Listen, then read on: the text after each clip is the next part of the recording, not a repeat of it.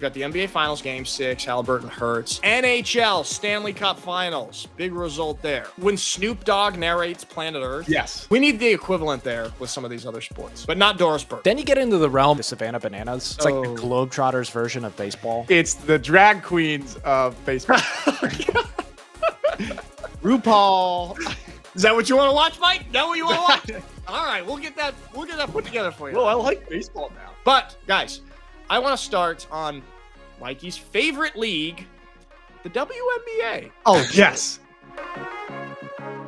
Other option here is for the WNBA to sort of employ what hockey has had all these years, is sort of the enforcer character, the people who just like protect their players and will literally get in fights for their teammates. I mean, we saw that a little bit actually with Sophie Cunningham. She came in and kind of retaliated later in the game, a little bit too late. Like, I can't believe that Karen Clark got teed up on that. Like, I gotta pull this back up. Because what did she do that is worthy of a technical? And remember, you guys, I'm qualified to judge this because I was a CYO basketball referee for years. Volunteer. Yeah.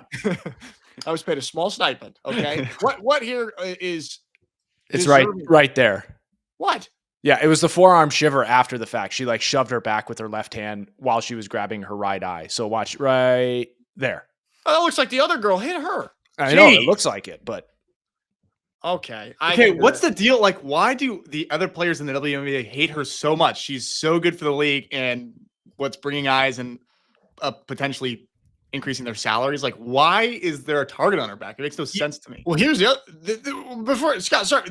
Yes, because the WNBA was flying commercial flights. Now they fly charter flights. Okay. And I'm not saying that's directly only because of Caitlin Clark, but it's certainly a big factor in the situation. Scott, what were you going to say? Well, I was going to say it's kind of akin to if you remember going and playing basketball at SAC and you didn't have enough guys to play, so you had to pick up some of the gym rats that were just hanging around, scurrying about on the court. You had to bring them in, and then they ended up being like really aggressive. If you were really good, they'd get somehow butthurt because you were too good and making them look bad, so they had to react in a way that was pretty immature. And I get the sense that this is what's happening. Is Caitlin's so much better than a lot of these girls who have been in the league for some time that it's rubbing against their egos in the wrong way. And this is the way that they're letting it manifest. Yeah, I know that's a great metaphor there or connection there is the guys at SAC or pickup basketball. You're playing like a bunch of young guys and then like this 43-year-old guy who's now got like kind of a gut and he's wearing a cutoff and he's dressing very adolescently. Then he comes in and he's not really good at basketball, but he just shoves you around, and it's very, very akin to that. So, but like I said, the WNBA probably needs to employ the enforcer as they have in hockey. Speaking of which, we do have to touch on the NHL Stanley Cup Finals and the Florida Panthers winning their second Stanley Cup in 2 years, back-to-back champions here. And we've got perhaps one of the hardest photos. This is tweeted by the official NHL account. It's one of the hardest photos of the year. And you've got Tkachuk here with multiple forms of alcoholic beverages, adult refreshments, and then a cigar in here. Here's a question. We're saying that, okay, NHL or hockey is kind of trying to make a push now as America's sport, and America has been dominating it over the Canadians because Canada hasn't won an NHL or a Stanley Cup since like 93. Does Bud Light represent America? It's on the up and up. It really plummeted there for a few years. But getting Shane Gillis as the face and a few other people like Post Malone and Peyton Manning to be the face of the brand, it looks like they're making a comeback here. But yeah, that is one of the best pictures, I think. I know we had the Jalen Hurts this past Super Bowl with him sitting in the hallway. That was awesome. You had the famous Michael Jordan one crying with the trophy and everything like that. But this one might be the most American I've ever seen, and it's probably the best. Pretty good. I always like to imagine like when players are smoking in the locker room or in the buildings after these kinds of wins, that there's one like hall monitor person who's like a security guy. You can't smoke in here. Guys, you can't smoke in here. What do you mean I can't smoke in here? I'm champion. So those are the rules. You can't smoke in here. Did you guys see? I actually recently, speaking of smoking in iconic photos, did you see feels like back in the day we used to have way more kind of iconic sports photographs, and you look at them, it's just like they're sort of timeless. And there was some sort of element to them. It's like, what is it? Is it because they're shot on film or what is it? turns out, and there's evidence to back this up, and it makes a lot of sense. A lot of those iconic sports photographs, and I wish I could pull up a couple right now, are because they used to allow smoking indoors in the arenas. So fans were smoking cigarettes and cigars the whole time. You get this hazy glow with the lighting, and it just makes for really, really iconic photographs. So this is an argument to bring smoking back into sport arenas so that we can produce as humans timeless sports photograph. You know, like that photo of Muhammad Ali standing over, I forgot who he knocked out, but like the most iconic sports photograph of all time. And it's because there was cigarette smoke all behind him. And we never think about that. There's something about the sticks that is so American that we need to bring it back full time with all our athletes. We're not what, Mike? What are you gonna say? Are the timeless photos worth the shortened careers? Yeah, my lungs, I just can't play the game anymore the way I used to. It's all the secondhand smoke. That's probably what got Muhammad Ali. Well, like, it's all trade-off, okay? Oh, that. Okay? What? An athlete's career spans 10 years, maybe 12 if they're not smoking, maybe 15. A timeless photograph lives forever, okay? So I fall in the allowing smoking to be surrounding. Maybe I'm just biased because I played football in Germany. A lot of people are smoking cigarettes at halftime and on the sideline and stuff. And you know what? They can still play ball. It's kind of fine. Well, I was going to say, definitely was a secondhand smoke, not the Parkinson's that got Muhammad Ali. Oh, gee, Scott. No, it leads to it. There's the domino effect. There's no evidence of It's that. a nervous system thing. You would not get it. Getting back. So the Florida Panthers, they have won two or back-to-back Stanley Cup finals. And there's an hold on, I want to throw this up here because we saw something that we don't see very often. Because we oftentimes see American athletes like give glory to God after their wins and kind of their success, and they are kind of grateful for other. We don't see that so much from European players. However, let me throw this up. Sergei Bobrovsky, he's Russian. He actually had a pretty beautiful interview after the game. Let's listen a little bit. Sergei Bobrovsky, congratulations. You have just gone back to back. What makes this one special? It's amazing feeling. And I want to say glory to the Father and to the Son and to the Holy Spirit. You know, I dedicate again and humble and appreciate it for everything we went through. And I want to give that victory to the God, you know. I want to thank him for everything I have, for my parents, for my family, my wife Olga, my daughter, 2 daughters, for this family. This family is amazing. So I'm blessed with everything, and I want to thank God for that and go back to work. It's kind of beautiful. Also throws me off so much to hear something like that come from a guy with a European accent. I just you've never heard that. Thoughts? Yeah, this is really cool. I mean, first off, I love how he ended it too. He's just like, I want to give thanks, glory, and get back to work. Like the dude is already thinking about getting back on the ice to win it again and do this all over again for a 3rd time in a row. That's the best part about this. And I love the humility that's coming out of it. Sometimes, while I love generally athletes doing this, sometimes it can come across as like a little cheesy and a little cringy when people do this. Performative. Exactly. This one didn't feel like it. And it may be because he had that European accent where it was just like, oh, he means it. Oh, his English isn't that great. You can say whatever you want. He means it. I mean, I know what he's saying. I agree with what you're saying. He's got like, I think it's great when people in these moments pass the credit off to something bigger than themselves. But also, it does feel a little bit like God picked me. He wanted me to win. He wanted us to win over them. He likes us. Like, sometimes it comes across that way. And it's not like a humility thing. God was on our side tonight. That's a good point. It's actually a fine line when you're making these kind of statements. It's a fine line, and the European accent helps. And I just got to say, the fact that he's from Russia, I mean, that's sort of a rare attitude to have from former Soviet Union, I would say. So pretty impressive there. We like to see that. And then sticking with some of these champions. So Matthew Tkachuk, who we just saw that iconic photo of, he revealed in a post-game interview that he was actually battling some very, very serious injuries the entire series. Let me throw this up. Had to overcome, didn't know if I was going to be playing, and I owe a lot. I owe a lot of people a lot of, thank yous. Doctors, medical team, our trainers, just equipment guy, all the support staff that doesn't get a lot of credit. I would not be here without them, and they. What did you go through?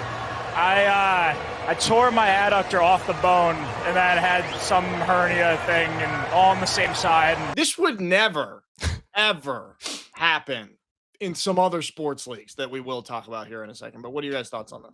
Well, it wouldn't happen in this leagues because they're ice skating. You don't really. It's not the same thing. You just got to slide. It's like so, Mike, it's not that impressive. No, it's very impressive. But I'm saying you can get away with so much more, like lower body injuries, when you're on ice skates. Like it's not like there's a lot. I don't know. It's just it's less. You're not actually like running. You're like the tension on some of your like hip flexors and stuff.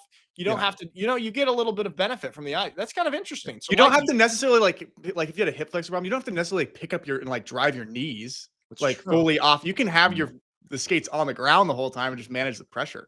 Scott, what do you think? Well, I know we're going to get a lot of flack from hockey players and hockey fans for saying something like that. But listen, I've been ice skating at the roller rink. We went ice skating one Christmas break at the Lloyd Center. And the Lloyd Center. 20 minutes. And that's what I'm drawing from. So pretty sure. So Scott, Mikey, unimpressed. Scott, are you impressed? I'm impressed strictly because I know the culture of hockey and having been friends with a lot of hockey guys who happen to be just like grown men in college, essentially, and then also having dated a hockey player and female hockey player in college. This like all of this is coming through, and it's just like it's a culture that doesn't really talk about itself a lot. They don't have a lot of like the brand building kind of guys that a lot of these other sports are really starting to scoop up and put out there, and they don't have people in the limelight all that time. And it's like it's part of the culture to be quiet and just put your head down, grind, and keep working hard. And like this is a product of it. Yeah, okay, he let it out there to national media that he was injured, which like kind of cuts against my argument here. But at the same time, like throughout the entire season, even if there are injuries, organizations always talk about like, oh, okay, if you have a torn ACL and you're still out there skating and you're just throwing a Don Joy on it and still skating, they're just going to say, he had a lower extremity injury or something like that. And they don't get specific because they don't want that like pity, and they don't want that their opponent to see them as lesser or vulnerable or anything along those lines. So like, I actually love the fact that this culture kind of keeps that stuff in house. They just put their head down, grind. They're willing to put everything on the line, even in one season, their entire career, just to get that cup, that Stanley Cup, which is, I don't know. It's getting to a point where I don't think that's the case for all of American sports these days. Like, it's absolutely not the case. Yeah. Especially in the because NBA. The Stanley Cup is a really cool looking trophy. I know. It's like one of the most beautiful looking. It's like you think about what motivates you. It's like a cool trophy. And if it looks like that, I'll play through. I'll play through an injury. You're talking about pity, Scott. There is one guy that I think we do have to pity in this whole thing. Corey Perry, who's on the Edmonton Oilers, who lost. And he is on what is accurately described here as one of the most heartbreaking runs in sport history. 5 out of the last 6 years, he's been in the Stanley Cup Finals and lost. This guy, this is so elusive to him right now. And I'm wondering, do we have sort of a life equivalent to this? Maybe in sports or outside of sports, of just like being close so many times and just never getting it. Is there anything that kind of comes to mind that feels like, oh, I've sort of felt like this before? The only thing that comes to mind is the Monty Python scene where that knight is standing and blocking the way and he keeps getting his limbs cut off each time, but he still tries to fight. That's what this guy is in real life. He keeps getting there. He's happy to be there, but he's just getting chopped off at the knees left and right. Is it, I like nice Monty Python reference. Scott, how old are you? Okay. Is it worse to get to the finals all these years and lose, like to be that close? Or is it worse to never even be close enough? I think in some ways it's worse to get there and lose because then you're kind of tainting your clutch ability as a player and your legacy a little bit. Like think for example, like Barry Sanders, like a football equivalent. It's not the same for running back, but like for Barry Sanders, an incredible career and one of the best players of all time, never got far in the playoffs ever. Sure. But if they did and just lost every year, kind of like Jim Kelly, like it kind of taints your competitiveness a little bit. Like it's too big for you mentally. Very to the conference finals. I think it was at least 1 year, and then almost another year right after that. But I agree with you. It's like if you get there and you lose, it's tougher to come back from. But the one question I have is it worse to get there once and to lose, or is it worse there to get there multiple times and lose each of those times? Like, which is, I think it might be worse to get there only once and lose. Yeah. Okay. I have sort of a kind of experience. So when I first went to Germany and I joined the Unicorns, there was this specific team that the Unicorns couldn't beat. And it was like 3 years in a row. They made it to the finals, to the German Bowl, and they lost to this team every single year. And then I came in on the third year and we lost. So I got to experience at least one loss from them. But when I looked at the guys who had lost to this team in the championship 3 years in a row, I think it was a lot more painful for them than for me to have gotten there just one time. And then we did go on the next year and win. You guys should watch Unicorn Town. But what's the famous saying? It's better to have loved and lost than never to have loved at all. Okay. And he is loving the Stanley Cup and losing it every single time. Okay. So maybe there's something there. 3 times, maybe 5 times is just, that's torturous. Well, it's an odd number, odd prime number, single digits, kind of similar. Okay. All right. So there we have it. Florida Panthers back-to-back Stanley Cup champions, maybe starting to build a little dynasty down there in Florida. It's interesting to see the South actually be I know Florida's not considered the South, but like geographically, be dominating in what used to be a very Canadian sport. Take that, Canada. All right. Moving on to the NBA Finals. We had game 5. Okay. And Scott, I hyper specifically want your opinion on this because you have been a fan in sort of a devastating situation for a franchise that can't do anything right. And this guy here, Oklahoma City Thunder's fan, and OKC is sitting at 3. They're up 3-2, and it's looking pretty good for them. And this fan right here, who is in tears for the Thunder, hold on. Like, so emotional. Can't believe it. MVP! Come on, Jay! Come on, Jay! Okay. Tears. That man is probably 32, 31 years old. Just for the age gauge. And what I want to bring our attention to here is scrolling up to this tweet that quote tweeted and said, probably just sour grapes, but doing this over a franchise not even old enough to drink that's already logged 2 finals appearances and 3 MVPs feels a bit forced. Scott, as I said, I want to bring this to your Cleveland Browns fanship, whatever the term is. Does this irk you a little bit? This guy's like, hey man, you're living in paradise as a sports fan, kind of. Yeah, you don't deserve to cry like this. Absolutely not. Like, dude, you do this in the shower if you do it at all. You don't do this in public. You better make sure that nobody's filming this if you're doing it in public. That's for sure. Good luck in this day and age. Yeah. But this is the equivalent, like, as a Browns fan, I feel like I would be the greatest generation sort of dude, right? Looking at millennials who are crying about going through their woes. It's like, hey buddy, look what we lived through the 20th century. And you think you have problems in the 21st? Like, not even equivalent to this like matchup here with the Thunder. They've had a lot of success in their short tenure and short lifespan. Yeah. Just because they haven't made it to the finals doesn't mean you need to cry about it. Yeah. Don't cry about it. And you know what? Maybe don't even cry in the shower about it. Also, do you think, like, I think the guy is tagged in the tweet. So do you think he told his friend, like, hey, film me crying right now and post and tag me in it? Because it seems like the guy knew him who was filming it. I don't think this is a random, it seems kind of architected a little bit. This was definitely something that he posted on his story, and then the friend posted, and then he might have reposted on his Instagram story. He might have reposted that. Yeah. Hey, can you guys film me crying as I'm sitting in the nosebleeds up here at the game? No, I don't want to make fun of the guy. Did she view it? Did she view it? Did you think this is going to make her text me back? She sees how emotional and passionate I am. Give them bread and circuses and they will not uprise. That's what this guy's the epitome of. There we go. I did just watch Gladiator 2 on the airplane. So we've got that. But the situation here with the NBA Finals is Haliburton. He got hurt. I mean, we're just talking about the Tkachuk like battling through injury, and then in the NBA, we were alluding to it that you're not going to ever get this in the NBA. Okay, Haliburton, he injured his right leg. He went back to the locker room. He came back and returned to the game shortly after, but he he was not a fat. He had statistically one of the worst games in NBA Finals history, I believe. Actually, I'm going to see if I can actually pull up his stats. He had like 4 points, no other stats, just a terrible showing. And, he does have a calf injury right here. But what do you think? Do you think that this is just played up a little bit here and he's just being a pansy? Or do you guys have respect for calf injuries like I do?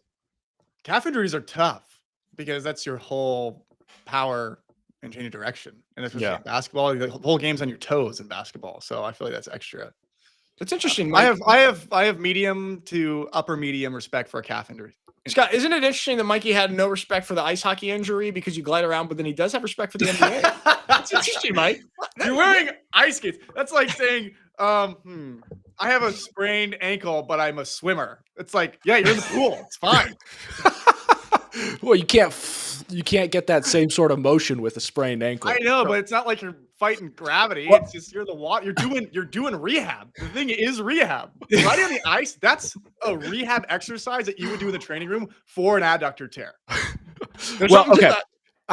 There are two points here. So, I agree with you guys on the Tyrese Haliburton thing. I don't want to belittle his injury because I think it's like obviously a calf is insanely important in the game of basketball. Change of direction, agility, all that kind of stuff. Getting off more the ground. Heel walk. Yeah, I mean the guy doesn't live above the rim. That's not his game. But at the same time, he is a point guard. He is a distributor, so he has to have some sort of agility and motion out there. So this is going to hinder him to a certain respect.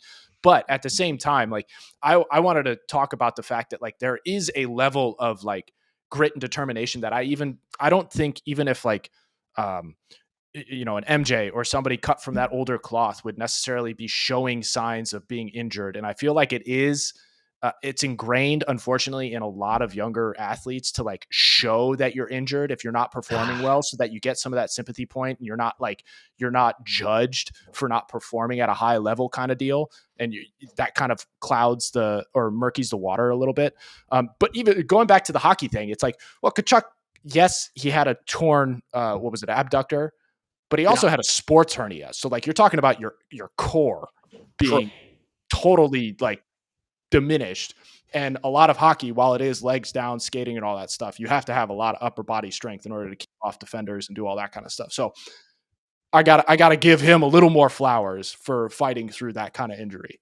Okay. All right. So we've got a little bit of respect here for both injuries. Look, I have suffered greatly through calf injuries. And so I will give a little bit. Mike, don't laugh at that. I know that you think that you could have stopped all my calf injuries by all of your techniques. I don't have time for that. Calf injuries are very serious, and they're also very, very easy to re-injure. Okay. There are dozens of us. I am a survivor of a recurring calf injury. In my opinion, the Pacers are done now because Tyrese, he is the engine to that team, and he will obviously not be able to be at the top of his game, as we just saw with the statistics that I put up there, where he had 0 field goals, 0 steals, 0 blocks, 3 turnovers, et cetera. And that's what it's going to be in game 6. And the Pacers, they can only win one way. Like I think the stat is they are 0-7 or 0-8 in these playoffs if they scored less than 110 points. Like they play fast pace basketball, and they're unable to do this, like especially when you got your best player injured with a calf strain. And in my opinion, they're done, and OKC is going to take game 6 right here. What do you think? Yeah, I unfortunately agree with you on that. I think it's over for the Pacers unless he comes out and plays so I mentioned Tkachuk putting everything on the line, right? So like his future, his career, all that kind of stuff. He could have vastly increased his injury risk and his future if he played that way, and he decided to do it anyway. Like maybe Tyrese goes out there and decides to do that as well and just go balls to the wall, like not even think about it, like shoot himself up with whatever they got back there, that magic juice, and just go out there to win it and think, okay, I only have today. Like tomorrow's not guaranteed sort of mindset. If he goes and does that, they may have a shot. But the way NBA players are today, that's probably not going to happen. You know what he needs? He needs to get this like PRP therapy that I got. Like they take your blood. I actually think it's illegal in the States. That's why a lot of American athletes fly over to Europe to do it. Yeah, it is. They take your blood out. They put it in some sort of machine. They spin it all and they separate the plasma, and then they inject it back into your calf. And I did that. and I had a healed calf in like 1 week. Something that would take like 6 weeks. He doesn't have that luxury. It's crazy that I did the same thing in Germany for my like a hamstring, and it was like 3 days before a game, and I could barely run, and then I was perfectly fine the next day. I don't know how it works. It's magic. It's wizardry, witchcraft magic. Well, maybe you know what? It should be illegal. It works too well. Oh, well, it's funny. The one thing that Europe hasn't regulated that America has. It's interesting. Well, maybe what he should do is maybe not go all the way to Europe, but go maritime law. Just go out there in the middle of the Atlantic, do it real quickly, and then pop back over. Wow, that's actually a great idea to have like a rehab clinic boat, just floating barge. Players can come and just do PRP shots. What is the law? What is it? 100 miles off coast? What is it? Do we know? Scott, you don't know your maritime laws, Mike? I don't know my something like 100 yards or not yards, 100 miles offshore. And you can do whatever you want. That's actually, I think we are proponents for the maritime PRP clinic. Haven't you ever seen Captain Phillips? That's what that was about. I'm pretty sure. Yeah, pretty sure. PRP shots. Tom Hanks out there with the pirates. Good movie. All right. I want to get you guys' thoughts on this because, okay, everyone was really excited about the Pacers being in the NBA Finals. And look, we're not totally giving up on them right now to win, but it is looking a bit dire with the situation with Haliburton. But so what this shows right here is the preseason odds of NBA champions and who actually won the NBA title that year. And we see like back in the 90s, obviously the Bulls, they were the preseason favorite all those years when they won, except for I think 92 or so. But we're seeing, like, granted, many years we're seeing the number one highest ranked preseason team win the championship. But we are seeing more often here in the 2000s sort of these underdog teams. Look at like the 04 Pistons, Dallas in 11, Golden State in 15, and Denver a couple of years ago. So we're seeing more and more of these low preseason odds teams actually winning the championship. And the fact that the Pacers were in there, they were the 15th favorites in the preseasons for them to even be in the conversation here. But this doesn't really make sense to me because I feel like, don't you think the odds makers and whoever does these rankings would become more sophisticated with their method and we would have less and less of this? So this kind of surprises me that we're seeing more of these kind of underdog teams win or be in the conversation with the NBA Finals. What do you guys make of it? Well, Adam Silver and the NBA, they're just over the moon because they're like, finally, our lottery system's working. Like we get these bad teams are finally getting better. True.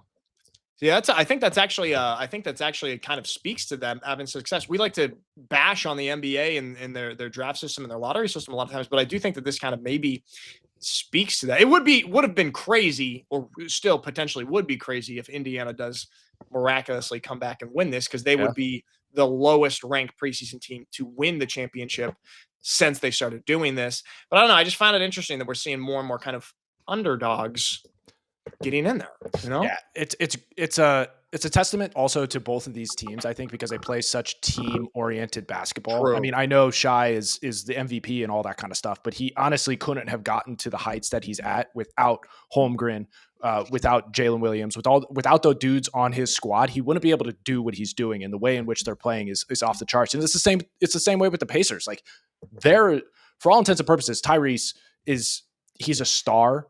He's not a superstar of the NBA, but that's it. They just play hard-nosed basketball. Like, you look at McConnell out there, just scrappy as can be, the new age Dellavedova, just doing everything he can to get a W in a bucket and defending his pants off. And then you got Caruso on the other side doing the same thing. Like, that's the one cool thing about this. And so that's why I don't want to write off the Pacers, is because they do have a team-oriented approach to where I think they can still snag this one and take it to 7.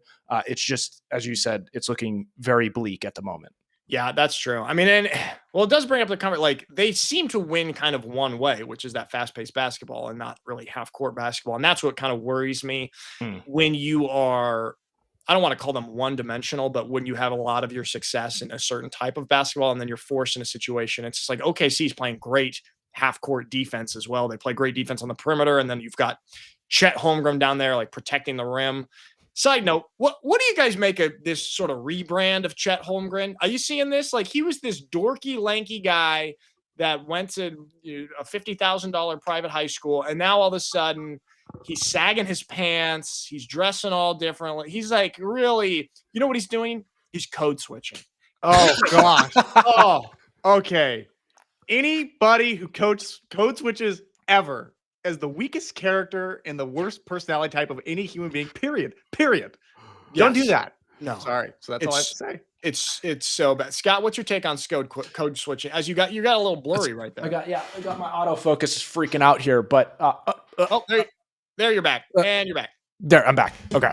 Yeah, no, the dude needs to invest in tall sizing. Garments, probably wear some cloaks. I don't know, just something that reaches all the way down to his belly button, because this crop top thing is just looking ridiculous.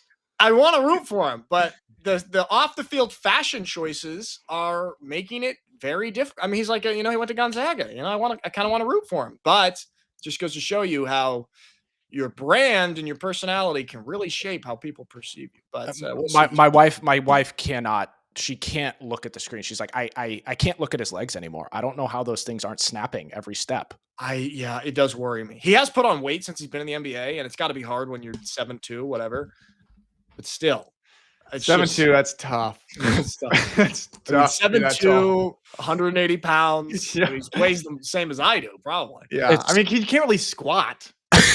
No, Massive legs. In hip sled, they don't make any machines. Yeah.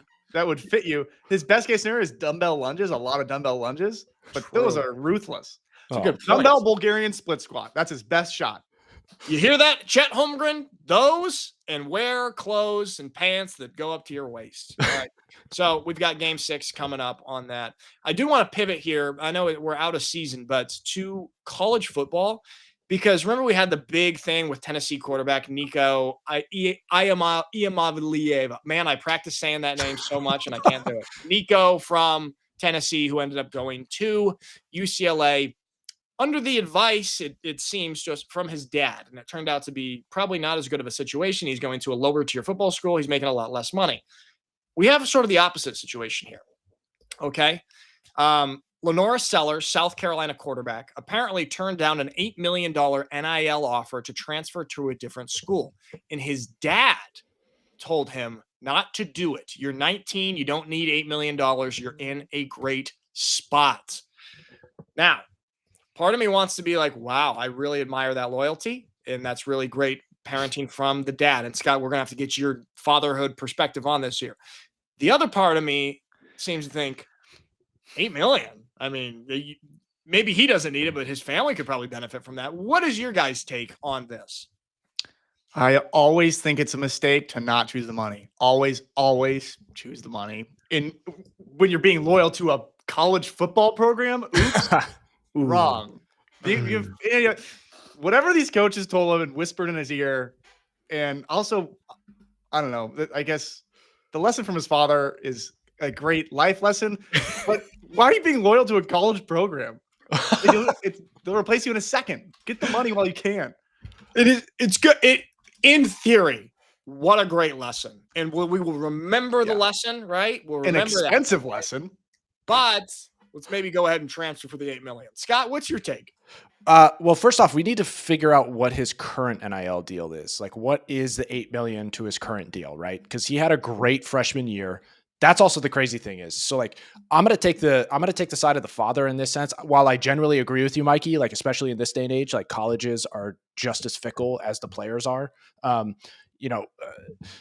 think in this situation, if you look at who's at the helm right now, you got Beamer as the head coach. Obviously there's some back and forth as to how great he is, but regardless, they've been doing well. They've been improving. He also has Mike Shula as a quarterback's coach who spent decades in the NFL as an offensive coach, QB's coach, so on and so forth. So the dad right here is probably looking at long-term play. How can you develop as a player as opposed to getting yours now in this moment so that you can make that $8 million into $80 million and even more and keep adding zeros onto that by developing your play? Because you are still a very young player at this point. You've had one solid year under your belt. Also, to this point, he's had a lot of exposure. Mike Shula has, the quarterback's coach, to Josh Allen in the NFL. I mean, he was there for 2 years. So he saw a guy of that size and that caliber with that mobility, which, Lanorris has some scoot to him. And he's like 6'3", 6'4", a little heavier, 260-ish. So very akin to a Josh Allen sort of mobility. So like maybe he can develop. And maybe that's what the dad's saying here. I love the editorial take here in putting the $8 million in quotes, because the dad probably said you don't need it, meaning like the praise, the clout, all of that stuff. But Dove, of course, probably just inserting dollar amount here to get the buzz. So I think it's like, I think the dad is probably right in this sense. It's like, look, develop as a player. You're going to get yours because you are good. How much is he getting paid right now? Probably a couple million. True. And I think he is actually one of the highest paid right now. 8 million is tough to turn down. But at the same time, it's like, dude, you're getting probably 6. Develop as a player. And you could probably add another 0 to that. Maybe next year, say somebody else comes knocking at the door. They offer you 18 million. Then you think about it. You know what? Okay, Mike, I think Scott, he pulled the bad you card on us. Got, like, that was the take of a guy with 2 kids who has the perspective of a father. Okay, you know what? Yeah.